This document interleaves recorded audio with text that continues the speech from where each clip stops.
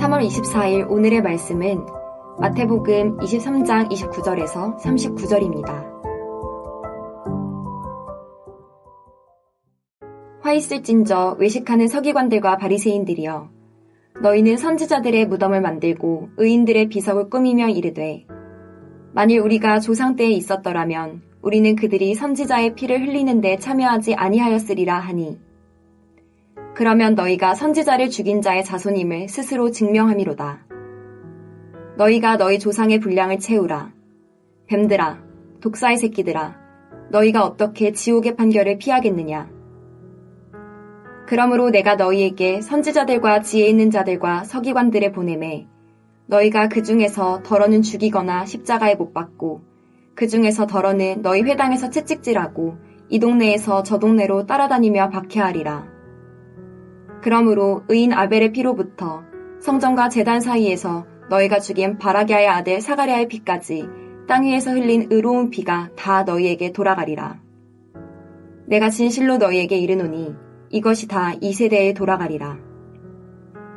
예루살렘아, 예루살렘아, 선지자들을 죽이고 내게 파송된 자들을 돌로 치는 자여, 암탉이 그 새끼를 날개 아래에 모음같이 내가 내 자녀를 모으려 한 일이 몇 번이더냐.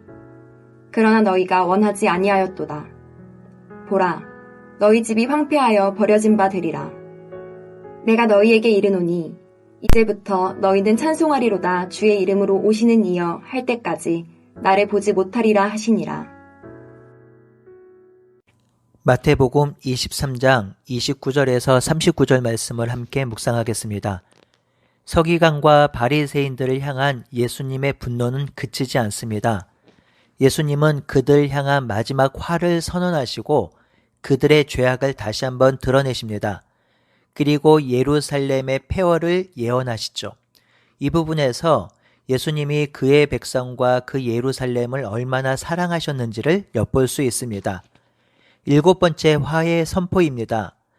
하나님의 선지자를 대적한 그들의 악행을 들추십니다.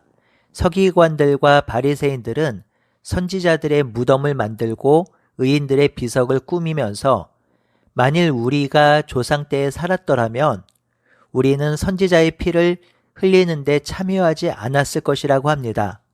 이들은 지금 선지자들의 무덤을 아름답게 꾸미고 의인들의 비석을 멋지게 세우면서 의로운 선지자와 의인들의 행실을 기억하고 기리고 있습니다. 그러면서 우리 조상들이 의로운 선지자를 죽이고 의인들을 박해하였지만 자신들은 그 시대에 살았다면 그런 불의한 일을 하지 않았을 것이라고 말하고 있지요. 그러니 자신들은 지금 의롭고 정의롭고 참 선지자를 인정하고 존중하며 살고 있다라는 말이지요. 이 서기관과 바리새인들이 선지자들의 무덤을 만들고 의인들의 비석을 만들면서 하는 말이 진실이려면 지금 그들은 선지자의 말과 의인의 말을 들어야 합니다. 하지만 이들은 전혀 그러한 행동을 하지 않습니다. 이미 의로운 선지자인 세례 요한을 죽이는 데 동참했고요.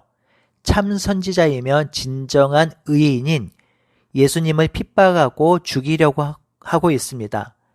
그러니 그들이 아무리 선지자와 의인의 무덤을 만들고 비석을 잘 만들어도 그들의 행실은 거짓이며 외식이라는 것이 있지요.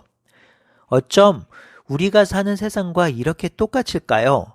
나라를 팔아먹고 나라가 고통받게 만든 자들이 나라를 위해서 희생한 선친들의 무덤과 비석을 잘 만들어 놓고 나라를 위한다고 하지만 여전히 나라를 팔아먹고 나라를 고통받게 하는 자들이 얼마나 많이 있는지요. 이들의 모습에서 우리들의 모습도 보이고요.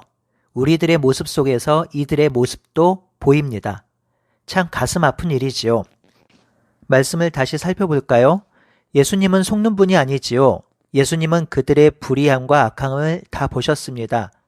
지금 서기관과 바리새인들이 조상들이 의로운 선지자와 의인을 죽인 것처럼 똑같이 악을 자행하고 있다고 하십니다. 예수님은 그들을 향한 의로운 분노를 폭발시킵니다. 33절에 뱀들아 독사의 새끼들아 너희가 어떻게 지옥의 판결을 피하겠느냐 하십니다. 뱀들아 독사의 새끼들아 라는 말은 당시 최고의 욕일 것인데요. 오늘날로 보면 개 뭐뭐뭐뭐 새끼, 이 저주받을 무엇무엇하 이런 말이죠. 예수님이 이 정도로 표현한 것은요, 이들의 불의함과 악함이 얼마나 극에 달했는지를 말해주는 것입니다. 특별히 예수님의 분노를 샀던 영역은 외식입니다.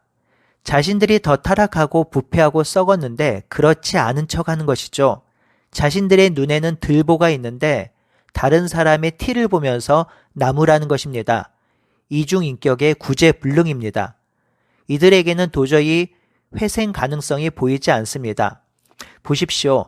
예수님은 이들의 악행이 끝나지 않을 것이라고 하셨는데 34절에 보면 예수님이 하나님의 아들로서 구약시대의 선지자들과 지혜 있는 자들과 서기관을 보냈지만 모두 죽였다고 합니다.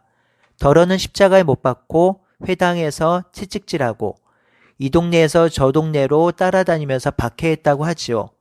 이러한 박해는 이전에도 있었고 조금 후에 예수님이 당할 고난이기도 하고 미래의 하나님의 백성, 제자들이 당할 핍박과 고난이기도 합니다. 결국 이러한 악행을 자행한 그들은 아벨의 피로부터 성소와 제단에 살해된 바랴가의 아들 사가랴의 피까지 땅 위에서 흘린 의로운 자들의 피의 심판을 받게 될 것입니다. 예수님은 의인의 첫 죽음으로 간주된 아벨로부터 역대하 24장 20절에서 22절에 기록된 성전에서 살해된 사가랴, 그리고 지금까지 이 땅에 흘려진 의인의 피의 대가가 그들에게 모두 돌아갈 것이라고 확정하고 말씀하십니다. 하나님의 아들이신 예수님이 이렇게 분노하고 화를 선포하는 것을 보면서 우리는 조금 당황하게 됐죠. 하지만 이 한마디 말에 우리는 예수님의 마음을 이해할 수 있게 됩니다. 37절에 예루살렘아 예루살렘아 라고 하시죠. 이 예루살렘은 이스라엘 전체를 지칭하는 표현으로 이스라엘을 향한 탄식이며 한탄입니다. 이 예수님의 마음이 37절 후반부에 나타나 있습니다. 37절 후반부를 예수님의 마음으로 제가 각색해서 말씀드려 보겠습니다. 내가 암탉이 그 새끼를 날개 아래 모음같이 내가 내 자녀를 모으기 위해서 한 일이 몇 번이더냐. 모세 이후 이스라엘을 세우고 그들이 하나님 나라 백성으로 제사장 나라로 살면서 하나님과 더불어 이 땅에 공평과 정의와 사랑의 나라를 세우라고 얼마나 많은 선지자와 의인을 보냈느냐. 정말 수백 년 동안 이스라엘이 돌아오길 바라면서 내 사랑하는 종들을 얼마나 많이 보냈느냐. 그런데 너희가 나에게 돌아오는 것을 원하지 않았다. 이제 이 성전은 어쩔 수 없이 황폐하게 될 것이다 라고 하셨습니다. 이 마음이 예수님의 마음이니 예루살렘아 예루살렘아 부르시는 예수님의 마음을 이해할 수 있지요. 그러니 이들에게 내려진 화와 심판은 그들이 미워서 싫어서 증오해서 내려진 것이 아닙니다. 끝까지 하나님을 거부하는 자들에게 내려지는 필연적인 화와 심판입니다. 성도 여러분, 이것을 정말 잘 기억하셔야 합니다. 예수 천당 불신 지옥이란 말이 있지요. 이 말은 반은 맞고 반은 틀립니다. 예수님 믿으면 하나님 나라 가지요. 그런데요, 정확히 따지면 예수님 안 믿으면 지옥 가는 것은 아닙니다.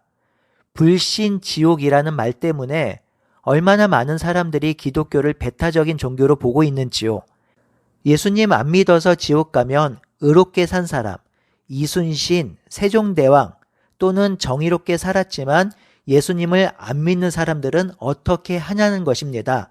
이들이 지옥 가는 것이 옳은 일도 아니고 불공평하다란 말이죠. 그래서 기독교가 배타적인 종교, 이기적인 종교라는 말을 듣습니다. 성도 여러분, 정확히 말하면요, 지옥 가는 이유는 예수님을 안 믿어서가 아니라 자기 죄 때문에 가는 것입니다. 죄인이기에 끝까지 죄 가운데 있겠다고 해서 가는 것입니다. 여러분 잘 기억하십시오. 하나님이 계신 곳이 천국이고요. 하나님이 없는 곳이 지옥입니다. 천국은 하나님의 다스림이 있는 곳입니다. 그런데요, 끝까지 하나님을 거부하고 그 다스림 안에 거하지 않으면 어떻게 될까요? 당연히 하나님 없는 곳에 거하게 되지요. 그것이 지옥입니다. 사실상 같은 의미이긴 하지만 뉘앙스가 달라요.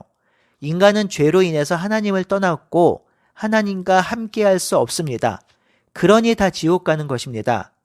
하지만 예수님이 오셔서 예수님을 믿으면 하나님 나라로 옮겨지는 것이죠.